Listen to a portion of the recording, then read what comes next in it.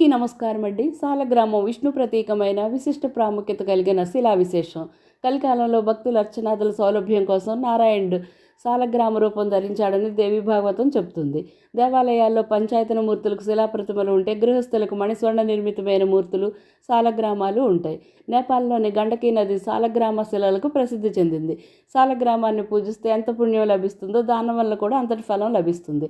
కార్తీక మాసంలో బ్రాహ్మణుల సమక్షంలో సమస్త విధి విధానాలతో సాలగ్రామాన్ని భక్తి శ్రద్ధలతో పరిపూర్ణ విశ్వాసంతో శాస్త్ర ప్రకారం దానం చేస్తే కోటి యజ్ఞాలు చేసినంత పుణ్యఫలం, కోటి గోవులను దానం చేసిన ఫలం, కాశీ క్షేత్రంలో పవిత్ర గంగా నది స్నానం కంటే కోటి రెట్లు అధిక ఫలం లభిస్తుందని శాస్త్రవచనం. సాలగ్రామం ఉన్న ఇల్లు పుణ్యక్షేత్రంతో సమానమని, స్పర్శ వల్ల అర్చన వల్ల అంతులేని పుణ్యఫలం లభిస్తుంది. శిలగా మారిన సల్వమే సాలగ్రామం అని నిర్వచనం చెప్తారు. సాలగ్రామం ఎంత ఎక్కువ సంవత్సరాలు గడిస్తే అంత మహత్తరమైందని, అలాగే ఎంత చిన్నది